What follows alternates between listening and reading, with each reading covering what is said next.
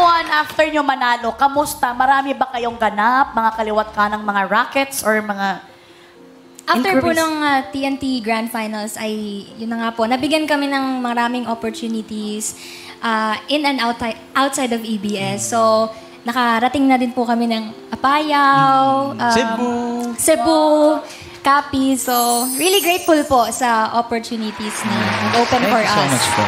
Ikaw din, JM, ganun ka rin Yes po. ka-happy. Copy-paste po. Oh, hindi. Joke lang. Ikaw bilang partner ni Mariel, gano'n ka-happy na dalawa kayo talaga humaharap sa mga blessing na ito? That is masaya na kasi ayun nga nangyari sa career po. Pero masaya pala pag dalawa. Alam mo yung alam niyo yung pinaghirapan yung dalawa tapos nagbunga po. Yeah. Kaya ayun, maraming salamat. Dahil opportunities. Tinanong ko rin to sa Magandang Buhay kasi, ito bang partnership ninyo is hindi lang bata sa kantahan? Sa tingin mo ba, mauuwi din to sa seryosong usapan? Ano naman tayo? Si Ate Belay talaga. Ay, marites na rin sa Timilay, no? Yun talaga niya, pakanta na talaga. Oo, nakanta talaga niya. Pero sa tingin nyo, may posibilidad ba? Sa ngayon po, ini-enjoy lang talaga namin yung company ng each other. Lalo na marami pong yung mga ginagawa po. Tapos Yes. magkasama din po kami sa... Parang bawal na kami lumabas na solo Hindi lang. magkasama, oo. Oo, so dapat kung asan siya, nandun din ako. Ganun. Ikaw din ba gano'n din, JM? Yes po. And masaya ako dun. Masaya si...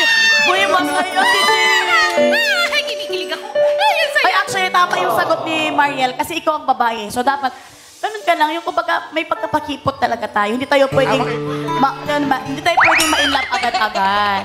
Pero congratulations din, di ba, Jen? Oo naman. Sobrang congratulations. At Thank saka, you po. nakakatuwa kasi sabi niya, nakarating na po kami ng Apayao, nakarating na po kami ng Cebu.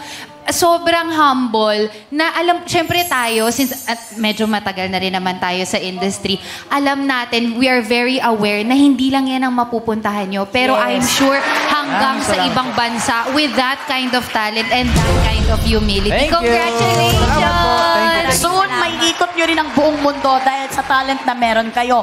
And congratulations din sa inyo dahil parte rin kayo ng host ng Showtime Online Universe. Gaano kayo ka-happy sa mga shows na dumarating? Sobrang saya po. Nakaka-overwhelm until now. And ayun, ini-enjoy lang po talaga namin. Every time na magkasama kami ni Mariel, lahat ng mga opportunities na dumadating po sa amin. Tsaka, matagal-tagal na rin po kaming parang hindi naging visible sa TV. Yes So, po. nagpapasalamat po kami sa aming Showtime family dahil binigyan kami Polaris ng family. chance. Yes, Yes. Polaris family din po dahil napabilang kami dun sa mga kasalukuyan at saka bagong hosts ngayon ng Showtime. Kumbaga last year, invisible kayo sa TV.